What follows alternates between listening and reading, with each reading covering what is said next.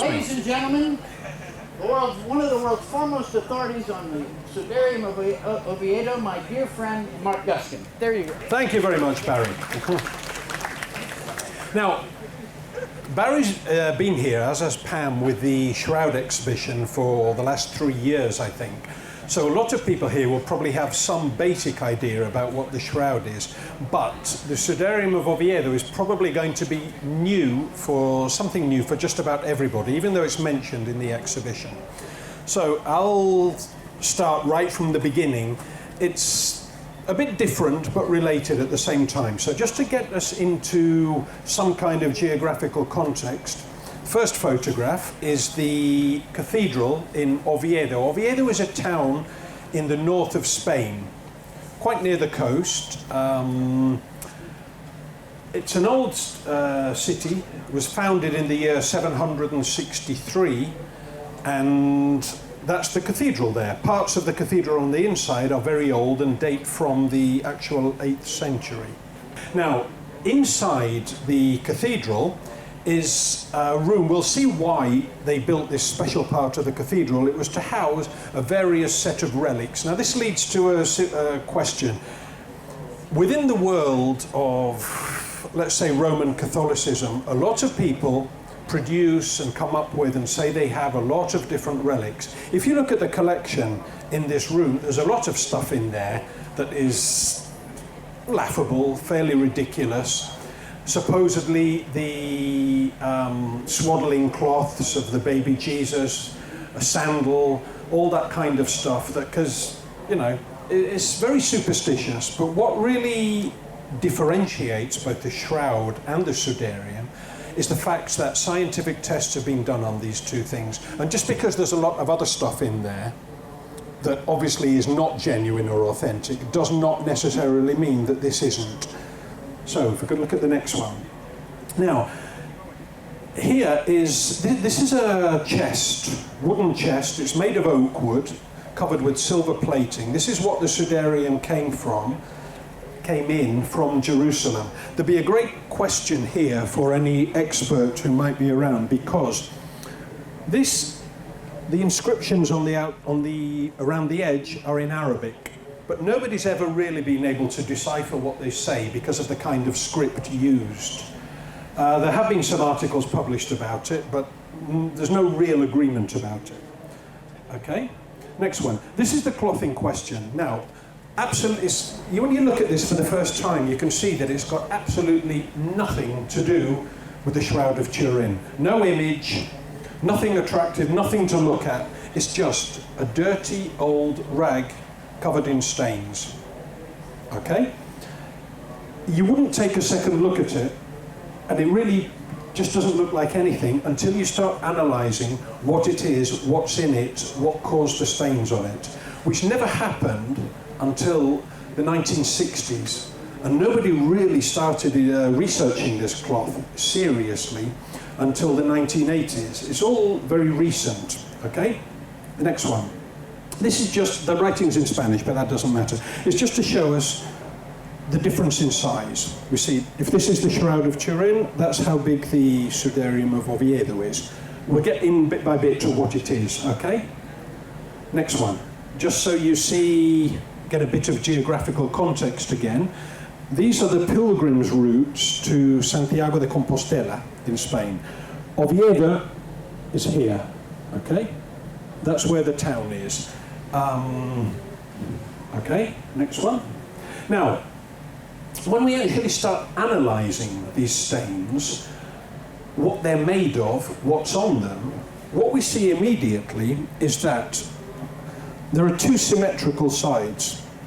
The cloth was folded over in the middle, and we have stains on this side and stains on this side as well that were produced at the same moment. Okay? This is the cloth under microscope. The cloth is made of linen, okay, but it's not a good quality linen like the Shroud of Turin is. A Sudarium, what was a Sudarium?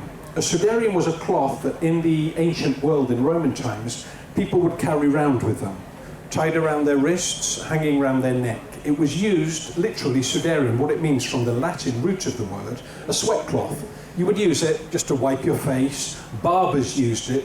There were barbers in hairdressers in Roman times as well, and they would use it just to wipe their clients clean afterwards. It's very low quality cloth, and this was obviously some kind of cloth that somebody had at the moment when it was used, and it was just, you know, lying around, and they used it for the purpose that we'll see.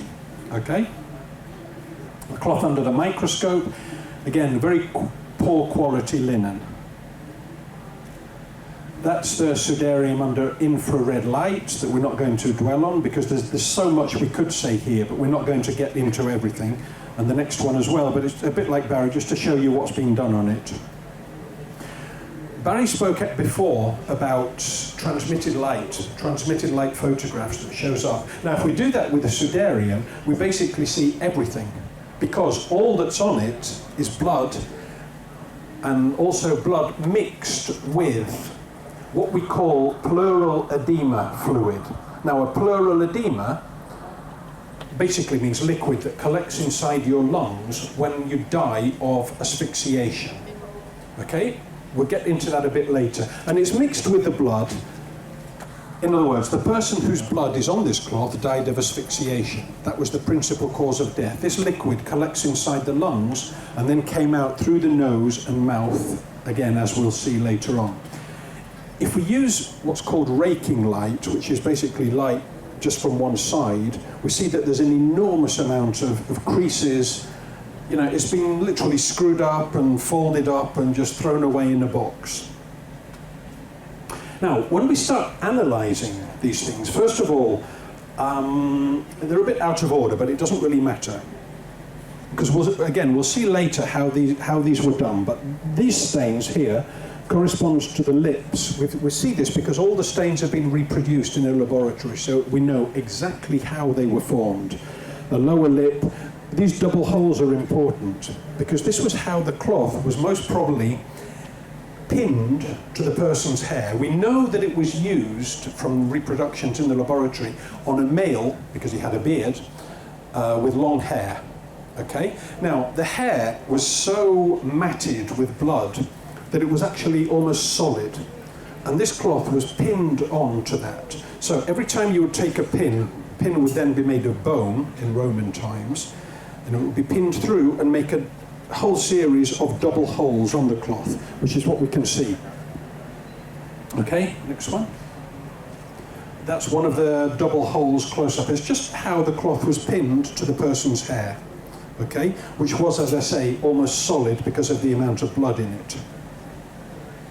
Again, this was the equivalent of the Stirp investigations, 1978, taking samples, hoovering pollen from the cloth.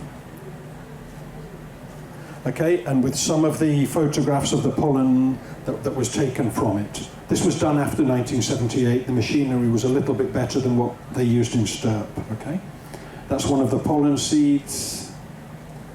And again, more pollen. And the next one. This is one of the most interesting. Before we actually get into how the cloth was used, what we see here, people always see this and think, oh, that's blood. It's not, it's lipstick. Okay, it's very common in the Roman Catholic world to kiss relics.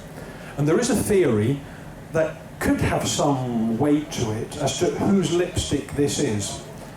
Nuns don't usually wear lipstick, as you're probably aware of. Now, Spain was a military dictatorship from 1939 to 1975 under General Franco. His wife was from Oviedo, and she was a very devout Catholic believer, and she would often go to the cathedral, and nobody would dare to say to her, don't kiss it, being the dictator's wife. So there is a theory that this is lipstick from Carmen Polo, General Franco's wife. Again, we'll never know for sure, but that's the kind of stuff that's on the cloth. Some of it's been burnt, but most probably just by candle wax, okay? This is blood. That's blood, human blood on the cloth. The blood has been analysed and we know it's human blood. Okay, that's not of any particular interest, so next one please. That's how the cloth was kept up till just a few years ago, when again, for security reasons and preservation reasons, it's been put into an inert gas and is kept a bit like the shroud. Now, that's on the back side of the cloth. What we see, this black thing here, is actually a hole. Around the edges of the hole are candle wax. Okay, it was most probably burnt by very hot wax. It's not a stain. Now, when we start actually looking at the different stains and how this is done, it's probably best if I just tell you how this was done. A model head was reproduced to try and see how these blood stains were formed on the cloth. The exact same fluid was made up, 1 part blood, 6 parts pleural edema fluid that was obtained in a laboratory. And by placing this head at different angles in the laboratory, we were able to reproduce all the different stains that we can see on the cloth, let them dry, because one of the things we can see on it, and again this is a very simple experiment, is that there seems to be stains, an edge to the stains, and then more stains and more edges. Why? That's very simple. The same as if you spill coffee onto a tablecloth, you let that stain dry, and then you spill more coffee over the same stain, well, it will extend, and you'll see where the first one dried. In other words, the first basic stains were transmitted onto the cloth, and then they dried before the next ones were transmitted onto the cloth. And we were able to measure in the laboratory how long each stain and in what position the head must have been in to be able to do this. And the good thing about this is that this is pure science. It can be done any amount of times in the laboratory and the results will always be the same. It's not just a theory that somebody had and said, oh, well, I think the head was in such and such a position. No, this has been repeated in the laboratory and it always gives the same results. Okay? It's probably better if we do this with the mock-up. These are just close-ups of the cloth showing the stained areas. Okay?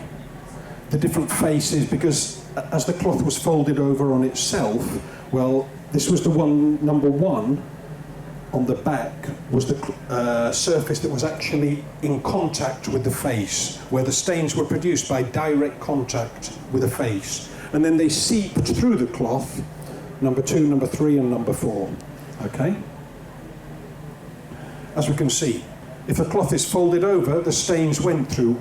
You've got 4 different faces, really, where it seeped through onto the back, then onto the front again, because it's folded, and again onto the back. That's, again, human blood, lifeblood. We can also differentiate in the laboratory between lifeblood, in other words, blood that was shed while the subject was still alive, and post-mortem blood, which is what the main stains are made of. And these are just the different photographs that were done to prove, these were the experiments that showed it's definitely human blood of the group AB. That's blood under the microscope, okay? Human blood, okay? Next one, again. I actually want to get onto the one with the head, see if we can get to that. Keep going. They're just the different stains to prove it. Okay, well, we can see here how it was folded over and how we know what came out through the nose and through the mouth. But I would still like to actually show it's not all in the right order. Going further. I'll do this a bit later myself, how the stains came out and were put over the face. Okay, went through the nose, through the mouth, over the lips. Next one. Next. Again, trying to get to the one of the head. There. This was the head that was made up. Okay? That was used in the laboratory, and the good thing about this is, what we found is that the first group of stains, the only way that they could have been formed, the base stains on the cloth, were with a head, the body in an upright position, the arms outstretched. All of this affects the way that this liquid can come out through the nose and through the mouth. So the first stains were formed for between 45 minutes to 1 hour, and they came from a body that was in an upright position with the arms outstretched and the head leaning to the right at a 70-degree angle. Okay? Can we say from that it was a crucifixion? You can't scientifically say, okay, that means that the body had died by being crucified. No, it means that the body was in a position that's perfectly compatible with crucifixion. There aren't many other ways that a body is going to be upright with the arms outstretched and the head leaning to the right. The stains that were on the forehead of the cloth, they were the most difficult to reproduce. Very, very difficult. And in the end, the only way, by using the model head, that they could have been produced like that was with a body lying on the ground, face down, the arms still outstretched, and with the face at a lower angle than the feet. And it was literally a question of gravity. This liquid came out through the nose and mouth and dribbled down onto the forehead. Okay? Again, that fits in with, Barry was talking before about the scourging process in the Roman world. Crucifixion, in most art, if you ever see art of the crucifixion of Jesus or films or anything, you always see somebody carrying the whole cross. But that just wasn't accurate, because the upright part of the cross, they were always left in place, they were always there. And the people who were condemned to die by crucifixion would just carry the crossbeam across their backs. And then that would fit in through a hole, and it would just fit into the rest of the cross. Now, we always see as well on artwork that the cross is very, very high up and everything. It wasn't. It was probably very close to the ground. The effect would work by just having the body a few inches off the ground. There's a lot of debate about how people actually died when they were crucified.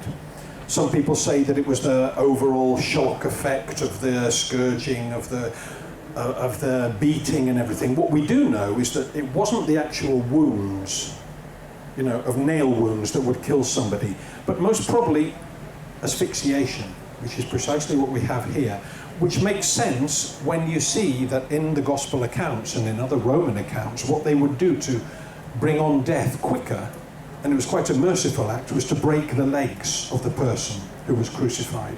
Because if the legs were broken, they couldn't push themselves up to breathe.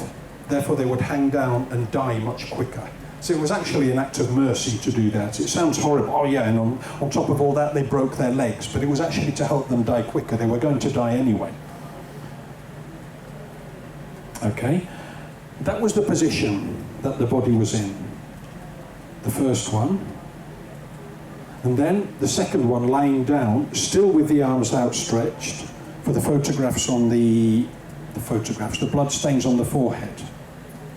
Okay, the next one please, and the next one. The central ones. Now, what I'm going to do now, to make it a bit more visual so you can see exactly how the cloth was used, is with a reproduction cloth that I have here, it's an exact facsimile of it, the same size, is, if Barry will let me, I'm going to use him as a human model to show you how the cloth was used, because as I say, just by looking at it, we don't actually see that. So I'm going to have to leave the microphone for a minute. I'll try and shout. Should I say my joke about another Jew being crucified? You take. They're going to crucify another Jew now. Now, again, I would like to reiterate that this is a fact, that something that we've seen in the laboratory and has been done again and again, and we know that this is how the blood stains were formed. So if we have a person, long hair and a beard, arms outstretched, and the head, thank you Bruno, down to the right, the way this cloth was used is, sorry, the idea was to cover the person's head, okay, and to cover the body. Now, the initial idea, what we would think, is that it was to wrap the cloth right around the head. That would have been the easiest thing to do. But at some point, this is, again, we're talking here about probabilities as to why something happened that meant we couldn't wrap it round the whole way round the head. What that probably was is that due to rigor mortis, the head resting against the right arm couldn't be moved. So I'm actually doing this the wrong way round. But well, you get the idea. So the cloth was folded over. Okay? That's why we have the four-fold set of stains. Okay? Now, the body was left like that for between 45 minutes and 1 hour. When the body was taken down and laid face down on the ground, the arms were moved slightly. And then the cloth was wrapped all the way around the head, and a knot was tied at the top here. So when it was then taken off for the whole body shroud to be wrapped round, this was just lifted off the top of the head and quite literally thrown on the ground, which is exactly how the... Thanks, Barry. Thanks, Bruno. Which is exactly how the Gospel accounts. The Gospels are not historical documents, but they do contain historical information, and they do describe that that's how this cloth was found in the tomb. Okay? Again, this is just more stains from the laboratory showing how it was done. Showing how we reproduced all the stains. And this is the most interesting thing. We're not going to do this with Barry because it would be too complicated. The very last stains to be reproduced, the only way that they could have been done was with a body being moved. In other words, there was a kind of jerking movement as people carried the body face down, and somebody was holding the cloth, because you can see the outlines of the fingers in the blood, holding the cloth to the person's nose to collect the blood and pleural edema fluid, even though they would have had no idea what pleural edema fluid was in those days, but to collect the blood coming out through the nose to make sure it was buried with it. And this would have taken 5 to 10 minutes. In other words, we know that the body was carried face down and somebody holding the cloth to the nose and mouth to gather in this liquid, okay? They're the movements that we know of how these stains got onto the cloth. The crease marks here were just from where it was tied into a knot at the top of the head, which would have also made it very easy to lift off, okay? Now, does this have anything to do with the shroud? Well, it's the same blood group, according to the hematologists who have analysed the blood from both cloths. Where the stains coincide, it's the same blood type. In other words, blood shed in life coincides with blood shed in life, and post-mortem blood coincides with post-mortem blood. The most interesting part are on the left side of the cloth. If I could just open this again.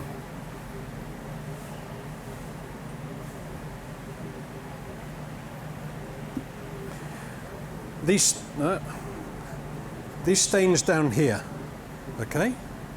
Now, when that was wrapped around the head, they correspond to the nape of the neck. This is just a photograph of that. This is most definitely blood shed in life. In other words, the wound that was caused to the nape of the neck and the back of the head was while the subject, the person the cloth was used on, was still alive, still breathing. Okay, that's blood shed in life. Now, if we compare that to this area on the shroud, which some of you won't see because of the talking lectern, those stains are on the back of the head of the shroud. So if we look on again, more, again, there's way too many slides for the time I was given, that's why I'm passing through them, okay?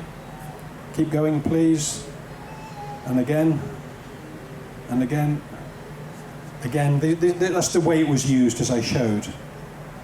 Again, and then the next one, and again, please. Okay, well, this is just repeating what I said. This is how it was the stains, the first stains were transmitted onto the cloth. The head again. Keep going quite quickly and we'll come to the part of the overlay.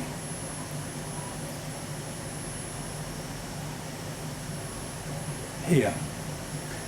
And again. Okay, well, this is the photograph of the shroud. These are the stains that correspond to the nape of the neck on the shroud, the back of the head. On the shroud and on the sudarium. Okay, now if we overlay them on the next one, we see that it's not a perfect fit, obviously, because these cloths were moved around, but the area around here is close enough. This led Alan Adler, who I'm sure that some of us here will remember, a great hematologist from the USA who died, when did he die, Barry? 10, 15 years ago, yeah, 2000. When he saw this, his conclusion was that the two cloths must have been used on the same body. Okay? There's no way that you could get the same blood type, the same blood group, and these stains that overlay with each other by pure chance. So, if that's true, then we'd have to start looking at the history of the cloth, which is where I come into my field. History, before the age of photography and film, where we can more or less prove things if we have a photograph and a film of it, history is purely based on probabilities. That's the only thing we have. Nothing can be absolutely proven in ancient history. So what do we look for when we're trying to show that something most probably happened? We look for a variety of sources. In other words, if an event is reported in different sources, different manuscripts, from different countries at different times, and for no personal purpose. In other words, if somebody writes a manuscript saying, well, I think Barry Schwartz is fantastic, I think he's wonderful, and then we find out that it was written by Barry himself, it loses its value. But if 25 people from 25 different countries at different times all say Barry was wonderful, then we have to start thinking, well, maybe he was. Okay, that's how history works. And we're talking about a multiple sources from multiple countries, all with a different slant on the story. And these all tell us the history of the Sudarium of Oviedo. I won't give you a class on Latin writing. This is a particularly complicated form of writing. It's a Spanish script. But what it tells us is how the Sudarium in the Ark, the box that we saw before, came from Jerusalem to Spain. We can see here, well, you can very definitely see the word arca, which is ark, and ovetum, which is the dative of ovetum, Oviedo in Latin, okay? And the next one, again. Okay, this was the King Alphonse of Spain, of the north of Spain, okay, who created and had built the cathedral there, where the Sudarium is housed. The next one. And what we see on the next one, here in the list of content of the different things is the Sudarium. Somebody's actually written it. This was in the 16th century, somebody wrote this. The manuscript dates from the 12th century, this particular one. And it has absolutely nothing to prove. It's just a list of things that were given to the cathedral, properties, content, things that are held in the cathedral. It's not trying to prove or tell us anything, okay? And here we can see it a bit closer. S-U-D-A-R-I-O. And this is D-N-I, the Latin abbreviation for Domini, the Lord. Okay? In other words, this is in the list of contents, the Sudarium of the Lord.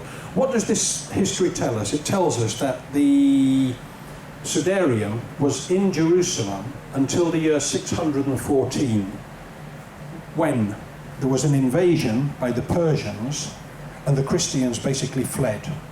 They took with them their personal possessions and what they valued most dearly, which was the relics of Jesus. They took these relics with them over the north of Africa and into Spain. They were in Spain definitely before the end of the year 621, under one of the Spanish kings, the Visigothic kings, Sisebutos.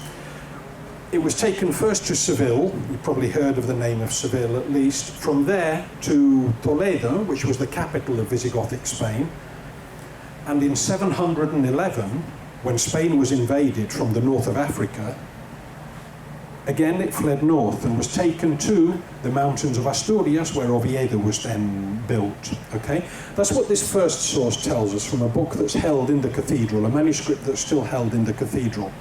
Okay, but we also have various other manuscript sources that tell us exactly the same story. This particular one is from the north of France. Okay, and again that's a bit out of focus, but we can see there in much easier Latin handwriting, Sudarium.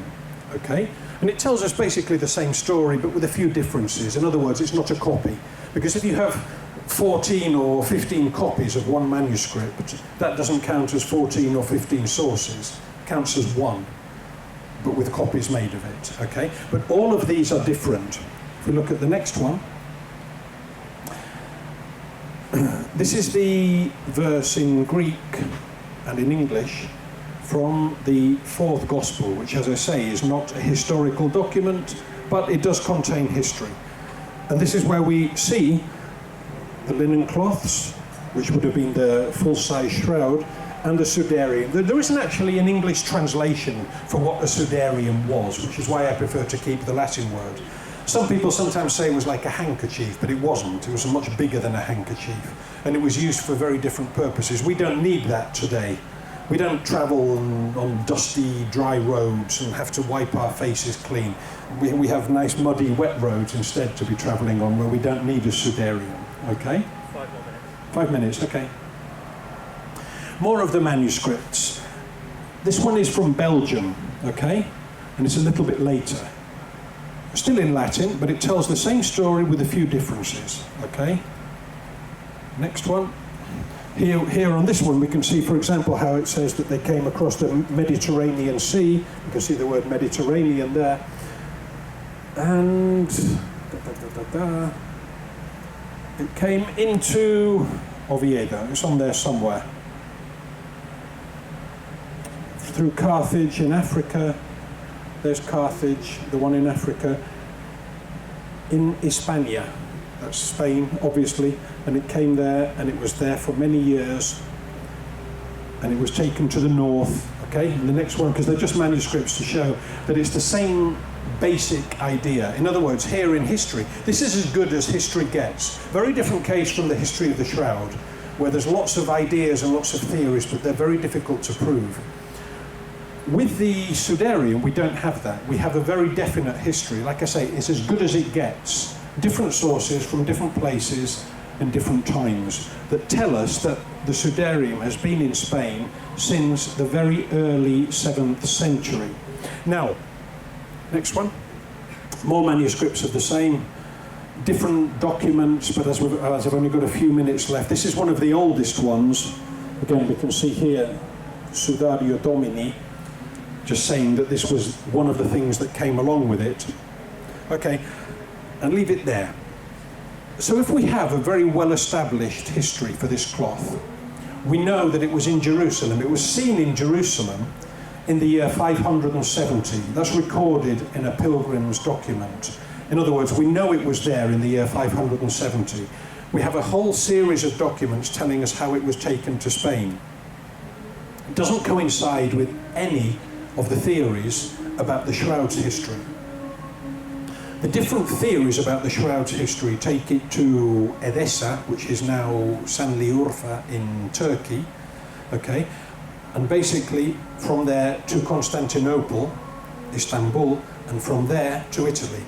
There's no way that these two cloths could have coincided in space and time after that. The only place and time that they could have coincided to have been used on the same body was sometime before, let's say, the 6th century, any time before the 6th century, in what's now Palestine, in Jerusalem. That's the only time and place that they could have coincided. Okay? So, the links between the two cloths, which are established through the bloodstains, if we apply that to history, we are limited to those first 5 centuries in one specific area. There's no other way, no other place that they could have coincided. So that, in a very, very general way, trying to get as much in as possible, is the information that we have about the Sudarium of Oviedo. Like I say, it is science. This is not some idea of, very often read, oh, we have the relics of Saint so-and-so. This has nothing to do with that. It doesn't prove anybody's faith. It doesn't prove that there was a resurrection or anything like that. All it says is that this cloth was used on somebody in that area who died in a position that was perfectly compatible with crucifixion and is related to the Turin Shroud and can only have been related to the Turin Shroud in that area at that time. That's as far as science and history will take us. Any further step that anybody makes with that is purely a question of personal belief and faith. Okay, so I think that's, again, it's too much information in too short a time, because on each different aspect of this we could be talking for hours, but that wouldn't be such a good idea anyway. So thank you very much for your attention.